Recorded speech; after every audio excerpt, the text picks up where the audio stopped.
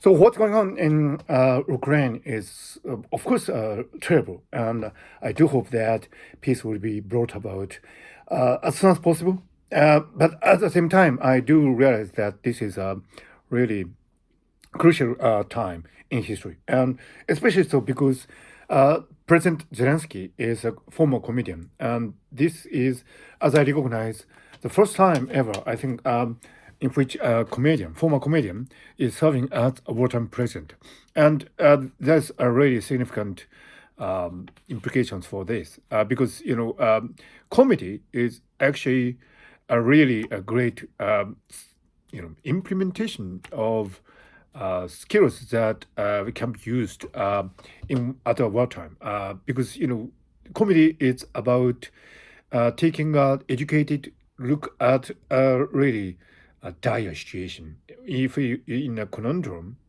you might be buried in it. But if you have a spirit of comedy, you can keep a distance from that situation.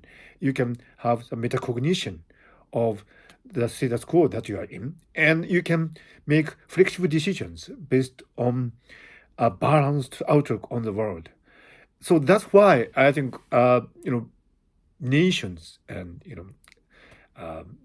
regions and institutions equipped with a sense of comedy has always been victorious in war.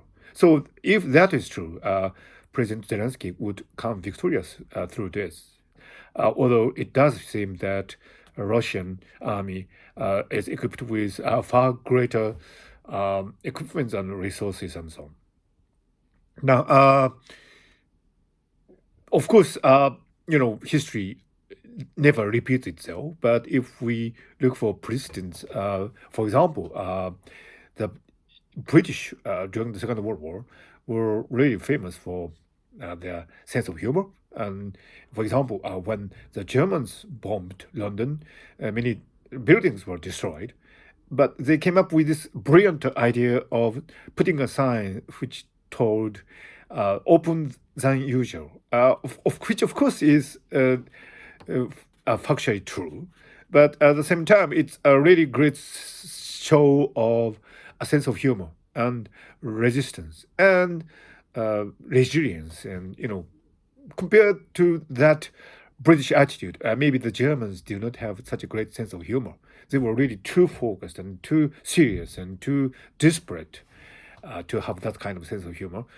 And if you look at the time, at certain periods of the war, it might have been the Germans were likely to win because they were so serious and they were so brutal. But at the end of the day, the British won together with the Allied countries and the United States and France and so on. So, the Second World War was won by the side which had more sense of humor, so to speak. And in the United States, Charlie Chaplin made this film, The Great Dictator, which was a show of really wonderful sense of humor. And mind you, at that time, Adolf Hitler was still at the height of his power. So he made all these speeches, which Charlie Chaplin wonderfully ridiculed his comic genius. A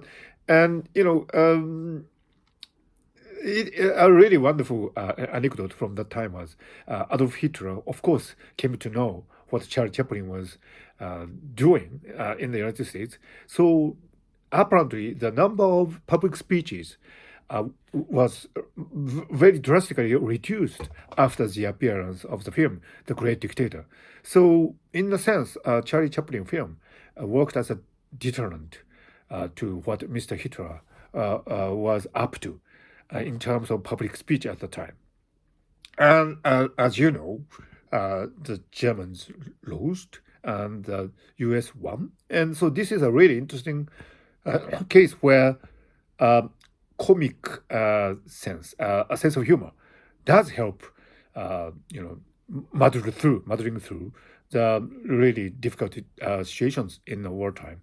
And that is because the human brain can make really balanced assessment and choose a flexible path when you have a sense of humor.